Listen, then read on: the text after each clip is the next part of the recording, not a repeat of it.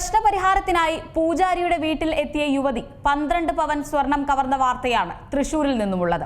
പൂജാരിയുടെ ഭാര്യയുടെ ആഭരണങ്ങളാണ് മോഷ്ടിച്ചത്. പൂജാരിയായ കൊടകര മറ്റത്തൂർ മൂലംകുളം സ്വദേശി അജേഷ് എന്നയാളുടെ വീട്ടിൽ പ്രശ്നപരിഹാരത്തിനായി എത്തിയ പറക്കാട്ടുകര സ്വദേശിനി സൂര്യ എന്ന 26-കാരിയാണ് മോഷണം നടത്തിയത്. ഇക്കഴിഞ്ഞ ഫെബ്രുവരി 16-നായിരുന്നു സംഭവം.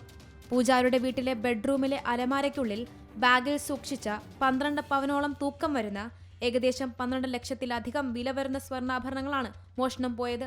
യുവതി പ്രശ്നപരിഹാരത്തിനായി ഇടയ്ക്കിടെ പൂജാരിയുടെ വീട്ടിൽ വരാറുണ്ട്. ഈ പരിചയം മുതലാക്കിയാണ് പൂജാരി അടുക്കളയിലേക്ക് മാറിയ സമയം പ്രതി തന്ത്രപൂർവ്വം അലമാരയിൽ നിന്ന് സ്വർണ്ണാഭരണങ്ങൾ കൈവശപ്പെടുത്തിയത്. മോഷ്ടിച്ച സ്വർണ്ണാഭരണങ്ങൾ കൊടകരയിലെ ഫിനാൻസ് കമ്പനിയിൽ വിൽപ്പന നടത്തുകയും അതിൽ നിന്ന് ലഭിച്ച പണം കൊണ്ട് പ്രതി പുതിയ സ്വർണ്ണാഭരണങ്ങളും വീട്ടിലേക്ക് പുതിയ ഗൃഹോപകരണങ്ങളും വാങ്ങി. പണയത്തിലായിരുന്ന സ്വന്തം ആഭരണങ്ങൾ തിരിച്ചെടുക്കുകയും ചെയ്തു. ആർഭാട ജീവിതം നയിക്കുന്നതിനിടെ പോലീസ് പ്രതിയെ പിടികൂടുകയായിരുന്നു. Kodakara police station inspector Jerlin B സക്രയുടെ നേതൃത്വത്തിലുള്ള തൃശൂർ റൂറൽ പോലീസ് സംഘമാണ് പ്രതിയെ പിടികൂടിയത്. C Malayalam news, Thrissur.